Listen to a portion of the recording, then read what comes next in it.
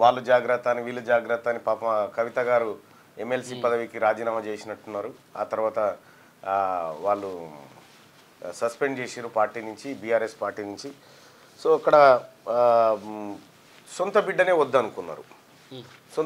వద్దనుకున్నారు. దాని వెనకాల ఉన్నటువంటి మతలాబేంది, అసలు మొత్తం ఎపిసోడ్లో ఎవరిది మిస్టేకు, సో బయట నిజంగా వీళ్ళు కొట్లాడుకున్నారా, అట్లా నటిస్తున్నారా, వీళ్ళ వెనకాల ఎవరున్నారు, వాళ్ళ వెనకాల ఎవరున్నారు, ఈ కథ ఏంది ఒకసారి మీతో చర్చ పెట్టుకోవాల్సిందే ఖచ్చితంగా.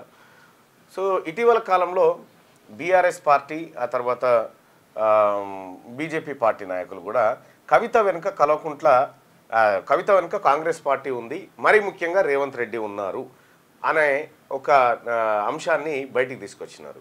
సో అది ఎంతవరకు నిజం? నేను కూడా ఆరోపణ చేసిన 100% కల్వకుంట్ల కవిత వెనకాల రేవంత్ రెడ్డి గారు ఉన్నారు అనేది నేను కూడా ఆరోపణ చేసిన. నా ఆరోపణ నేను నిరూపించుకోవడానికి సిద్ధంగా ఉన్నా.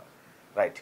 సో ఇక బీఆర్ఎస్ పార్టీ కార్యకర్తలారా, నిజంగా కల్వకుంట్ల కవితను దేవనపల్లి కవితను పార్టీ నుంచి సస్పెండ్ చేసిన తర్వాత మీరంతా రాష్ట్ర వ్యాప్తంగా సంబరాలు చేసుకున్నారు.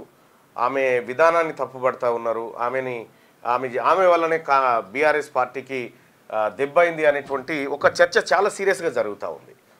సో మీరు కూడా ఆ కామెంట్ల రూపంలో కానీ ఇదంతా చేస్తూ ఉన్నారు. అసలు కవిత వెనకాల ఏం జరుగుతూ ఉంది, బీఆర్ఎస్ పార్టీ ఏం ఆలోచిస్తుంది, ఫామ్ హౌస్లో కేటీ రామారావు, కేసీఆర్, ఆ తర్వాత వీళ్ళు కూర్చొని డిసైడ్ చేసినటువంటి అంశం ఏంది, కవితను గెట్అవుట్ అని ఎందుకు అన్నారు, ఈ అన్ని అంశాలు మాట్లాడుకునే ముందు